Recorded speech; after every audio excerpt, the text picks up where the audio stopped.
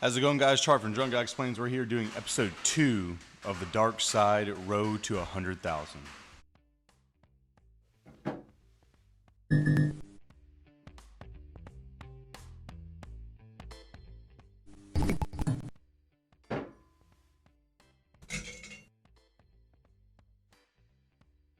So really quick, just to kind of overview, we've gone from $100 to $200, and basically this is the DGE system, just running it again. I'm taking it a lot slower. It's pre-recorded, that way I can sit here and talk about everything in clear detail, and we're really taking it slow. When I say slow, I mean slow, because we'll talk about everything. Apologize for the rain, also apologize for the mat. Old Blackie has had a long run, but boys, she's ready to get cleaned and look fresh for the next couple videos. It's been a long time, guys. So I have a couple options here. We got the green Bellagio dice, the red Bellagio dice, the new Harvey dice from Lake Tahoe. I'm actually going to do the Harvey dice because why not? They're new. Shout out to Bill that sent those to me. All right, DGE, $200. Rough sauce all day long, guys. $200 is not where you want to be. It's a hard battle, but like I said, at the end of the day, you just got to do it. You know, 100 to 200, and now we're going to do 200. 20% would be 240. Might do a little bit more, just depends on the session. And once again, guys, apologize for the rain, but it's raining like for the next 3 weeks, so you got to take what you can. All right, 10 singles, which is going to be 1, 2, 3, 4, 5. 1, 2, 3, 4, 5. Boom, we're there.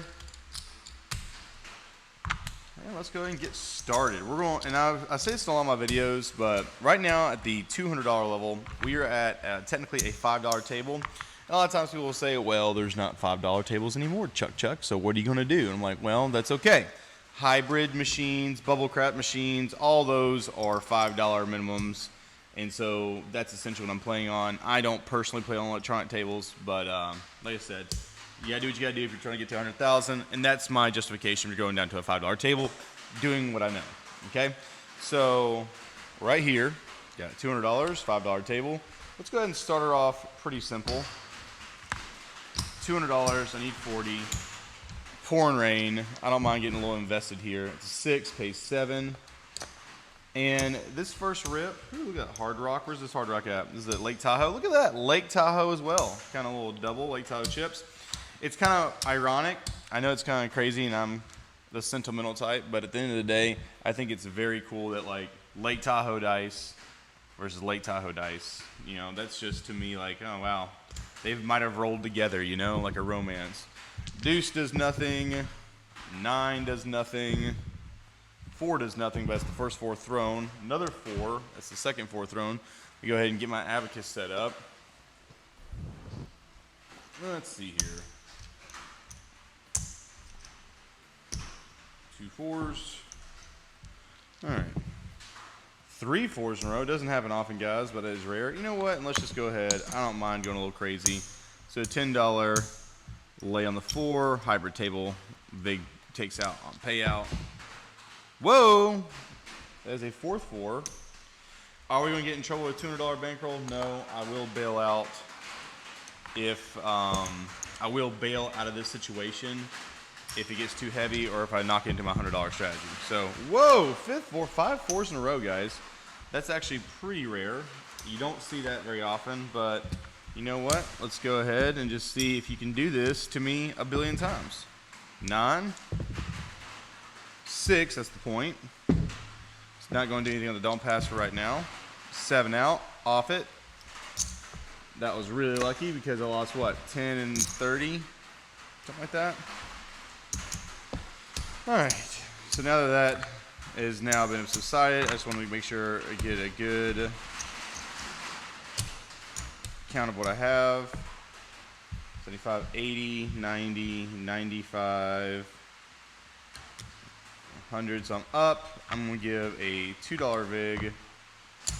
Yeah, another Harvey's. That's pretty cool.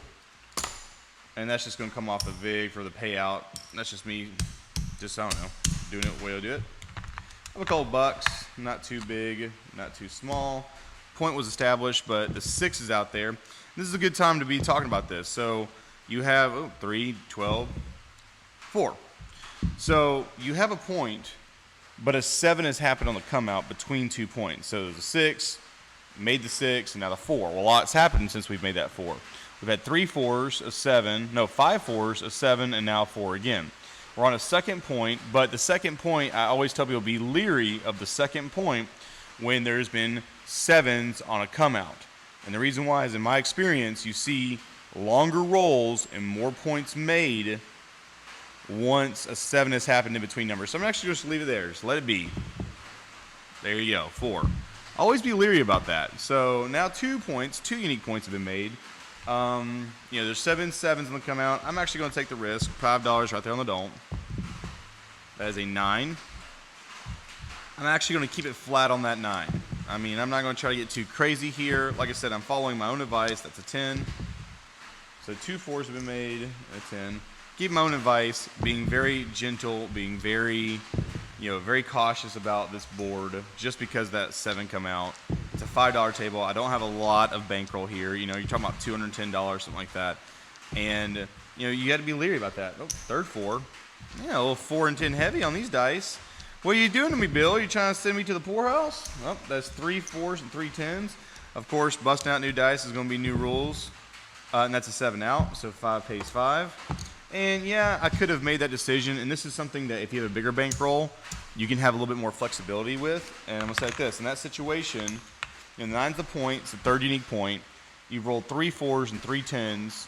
So right there, I call it Peter Paul in your statistics, and not in a way to give you more money, but in a way to give you a more accurate picture. Okay, so the point was a 9.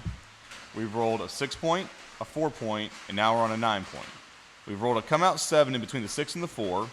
But even in that time, you rolled 5 4s, and then a 0.7 out, or technically a come out 7, and then you rolled 3 10s and 3 4s. So let's just say that little statistic right there, which is not a big sample size, but just good for reconciliation. You've rolled 8 4s and 3 10s with only 1 7 being thrown. So that's a good way to say, you know what, I do like my $5 bet right here on the 9. I feel like that's pretty strong. It's stable. But, in that instance, you can kill yourself by using that kind of logic to amp up the bet. I use that logic to put a minimum bet out there and just have it right there. Now, if you use that same logic and try to say, well, I'm going to put 100 out there, you have no recovery from that. So that can be an issue later down the road. Just food for thought. As a 5. 11. And this is the one bad thing about smaller bankrolls. 5 is that you have to take it very slow. There's not action. I made $5, so I might as well throw that out there. 7, I nearly lost it. Let's throw 6 out there, just because I'm getting froggy. And the reason 3, get back that, made $1. And I'm actually, because of that 7, once again, it's a 7 on the come out. I'm gonna leave it flat and roll it down. 6 is the point. That's a middle line number. 5 got hit, but now we're 6 and 8. I mean, to me, that's not really. It's almost like a half value in a way. So there's an 8, and the reason why is because you're a 6-5 favorite to win that bet on the don't for the 6, but at the same time, you're a 5-6 favorite to win it. And to me, that's very thin margins, and it's a 5 again. And with those kind of thin margins, I take the path of, I guess, a little bit more conservativeness, just like in this situation. 7 out happened. I rolled a 5. 5 is the point. Then I rolled another 5. So while I have rolled 1 point, you're like, okay, well, I can progress that since I've made 1 point and keep going down. But now I look at, well, the average is for every 6 rolls, there's a 7, 6 to 1, which is 6 over 36 for the 7. I've only rolled twice. So because of these fast rolls, the repeater means nothing to me. But the fact I've only rolled twice after a 7 gives me pause, saying there's still points that can be made even in the 6-roll range, or SOR, whatever you want to call it. 5 again. 8. 10. First 10 thrown. 6. 11. And see right here, you can also say, like, well, now, at this point, he's made a point. He's rolled more than 6 rolls. He's on a 5, which is a double, and now it's getting more likely. And I agree with you, but once again, $200, $300, $500, $1,000, all those amounts to me are super light, super small, and you want to basically just be as conservative as possible if you're playing DGE, and don't get yourself in trouble. I mean, that's the thing is that, you know, everyone that's watching this, if you follow my stuff and you really want to soak it all in and get all the content available for it, you know you cannot be greedy about it, man. Take your time. And you can put yourself in a lot of bad positions just by not taking your time. And it sucks. It really does. It puts a hit on it. 6 pays, that's wrong. But 12 pays 14. I'm gonna do 15 and get $1 back. You can have a Harvey's chip back. Like I said, don't get yourself in trouble by just being impatient. 6 is the point. You've made money on that 6. There's no reason to keep juicing it once you've made money on your 6. You've made money on that point. 3, nothing going on. 10, second point, and it's a 10. That's pretty good. That's a pretty good position to be in. I like that. I'm actually going to take it really small and just do a $6 lay on the 10. 7 out. I'm actually just going to pay myself $2. The reason why is I'm giving it to do a $1 vig. I know that's way improportional, but you know, $2 is still $2, especially when you're trying to make 20% off $200. So $200, that'd be a 240. So 1, I think this is 2. So right here, that's 200 right here. So 10, 20, 25, 27. So I made $27. I'm only $13 shy of winning, of making my 20%. And the entire time we were doing that, we were talking, we're, you know, fellowshipping and having fun doing it. So you got to understand that take your time. It's a grind, guys. It always is going to be a grind. And if it wasn't a grind, then it wouldn't be consistent, you know? Like if you have stuff that sits here and plays, you're like, oh, make money quick, that means you can lose money quick. You know, make money right now means you can lose money right now. When it's a job, when you work it like a job and not like a paycheck, then you can sit here and really just understand that the grind is how you make money. How do those casinos make money? They make it $1, $5, and $10 at a time. How are you going to make money? $1, $5, $10 at a time. It's the $5 right there. We made a 6 and a 9. You know, I'm feeling a little confident in it. 7 shows you where that confidence. $5 lost. I'm gonna back it up with not $10, not a double, not loss plus 5, but just $6 for a $1 profit. 6. I'm gonna keep it on there just because it's a $6 bet. But once again, you know, be careful. You're coming back to that 6. That's the 6-5 versus the 5-6. And you have to be leery about these inside numbers like that. So right there we've made $1. So this is all, let me think about this. This is what I came in with. This is the profit. 10, 20, 25, $28. So I need $12 more. Okay, so let's say you're not risky in a sense, but I'm going to turn these. Actually, you know what? I'm going to break them down. The reason why is I don't want to risk that much. So I'm going to put this back in the profit column. And it's working. See if I can get another $7 hit right here. 7, and see, that's why you break it down with these lower amounts, because you don't want to get pressed and hooked. So I'm actually going to reach in. That's what your bankroll is for. So I'm using $10 of my own bankroll, bumping it to a $12, 6 and 5, and we're rolling again. That's a 6. That is going to pay 14. I lost $12, so I made $2. So I need $10 more to make this happen. And guys, once again, I apologize about the rain. This is what it is the best answer I can give to y'all. Is what it is. All right, point to 6,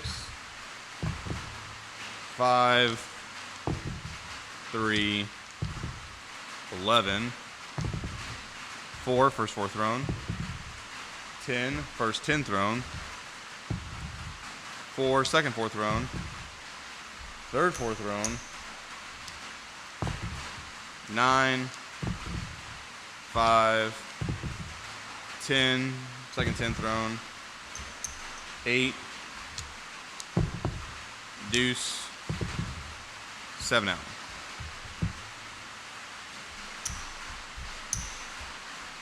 All right, we have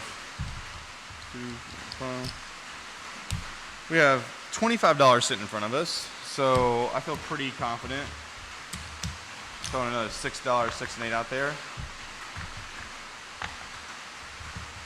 and she is working. 6 pays 7. Turn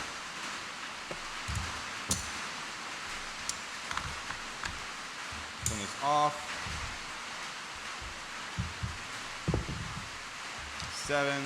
Let's see if we can get lucky and get it right here, right now. It is not 7. Lose the 12. And we're going to put a $12 6 and 8 out there. I'm also going to offset a pass and no pass by 5 each. And it's working. 5. And this is where it's going to get a little bit crazy.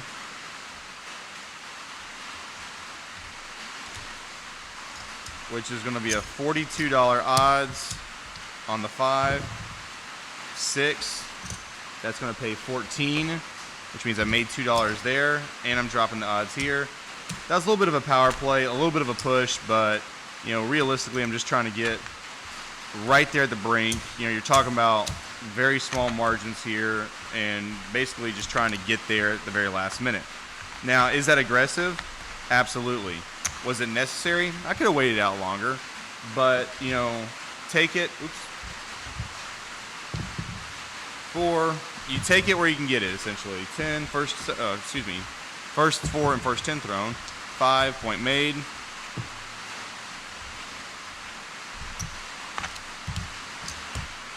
That's 20. 30. $34. $6 shy. So I'm going to take $6, put it right there on the don't. Boom. I'm actually going to take that and still put the $5 right there because of the 5 point. 4, good point to have. $2 odds. 6, 5, 2, 4. Lost 7. Oops. I'm actually going to come back with just 8. Loss of 7, coming in with 8. Oh, that's a total of 15. I'm going to do 16. That's an 8. So right here, you're thinking, okay, that should be the same scenario, right? You got, you know, your third point. But we're in a good position here. Number one, we haven't gotten into our $200 bankroll. We still have profit. We're still at a low enough amount. We've already hit a 4 or 5. We're on an 8, which is not ideal, but I still appreciate where that is. Nope. 3, 10, 3, 6, 7 out.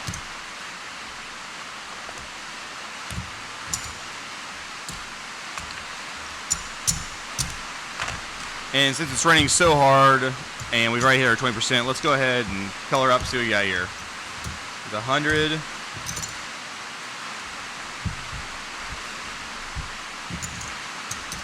150. 175. That's 200.